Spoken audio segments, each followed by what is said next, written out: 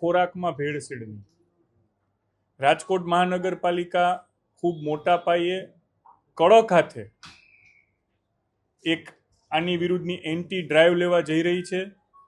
ગુજરાત સરકારના મુખ્યમંત્રી Shri Bhupendrabhai Patel, deputy chief minister Shri Harshbhai Sanghavi અને આરોગ્ય મંત્રી શ્રી પ્રફુલભાઈ પાનસેરિયા સહિતની સૌની ઈચ્છા છે કે ખોરાકમાં ભેળસેળ ગમે તે કારણોસર થઈ રહી હોય પણ કડક હાથે અટકાવવી જોઈએ. અને આ ભેળસેળ એ એક નાનકડું આતંકવાદી કાવતરું જ છે.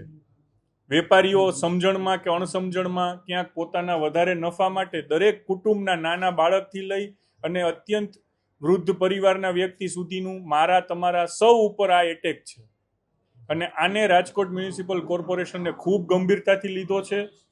અને હવે ભેળસેળને અટકાવવા માટે, નસિયત કરવા માટે આખું વર્ષ ડ્રાઈવ ચલાવવાના છીએ. એવું નથી કે 15 દિવસ 1 મહિનો ડ્રાઈવ ચાલશે. અમારો આરોગ્ય વિભાગ અને એને સંબંધિત જે કોઈ વિભાગ છે આના ઉપર ખૂબ કડક એક્શન લેવા જઈ રહ્યા છે. સીધો જ સ્થળ ઉપર દંડથી લઈ અને સીલ સુધીની બધી કાર્યવાહીઓ થશે. અને આપ સૌના માધ્યમથી જે લોકો જાણતા અજાણતા ભેળસેળ કરી રહ્યા છે આ લોકોને એક સ્પષ્ટ ચેતવણી અને સાથોસાથ વિનંતી આ બંને દઈ રહ્યો છું કે આપ આ ભેળસેળ અટકાવો. આ એક અત્યંત ખરાબ ટ્રેન્ડ છે. એમના પોતાના બાળકો પણ ક્યાંક બહાર ખાતા હશે ને આવું ખાતા હશે તો એમના માટે પણ ઘાતક છે. એટલા માટે સૌ લોકોના હિતનો, જાહેર સ્વાસ્થ્યનો વિચાર કરી અને આને તાત્કાલિક અટકાવે. અને નહીં અટકે તો તંત્ર ખૂબ કડક હાથે જે કાયદાકીય મર્યાદા છે એમાં કાર્ય કરશે. અને આના ઉપર અત્યારથી જ, આજથી જ, અબઘડીથી અમારી ઝુંબેશ ચાલુ થાય છે. અને અમે આખું વર્ષ પર્યંત અટકાવીને એક મનમાં સંકલ્પ કરીએ છીએ કે રાજકોટના લોકોને ભેળસેળવાળા ખોરાકથી અમારે મુક્તિ અપાવી છે. ને એના માટે જે કોઈ અમારા વિભાગના દ્વારા કાર્યવાહી થશે અને અમારું પૂરું સમર્થન છે. આપના માધ્યમથી અને લોકોને અલ્ટિમેટલી તંત્ર પાસે આજે અમારી ટીમ છે તો 50-100 માણસ, આ અમારી મર્યાદા આવી જશે.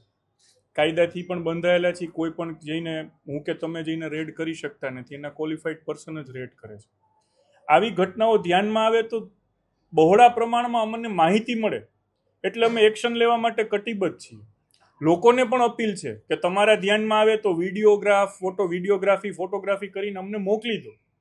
અમે ચોક્કસથી એના ઉપર એને પણ ગંભીરતાથી લઈને કરીએ છીએ. અમે ચાલુ બી કર્યું છે કે જે કોઈ ફરિયાદ આવે છે એને અમે ગંભીરતાથી લઈ અને વોટ્સઅપના માધ્યમથી આવે કે મીડિયાના માધ્યમથી આવે ને કરીએ છીએ.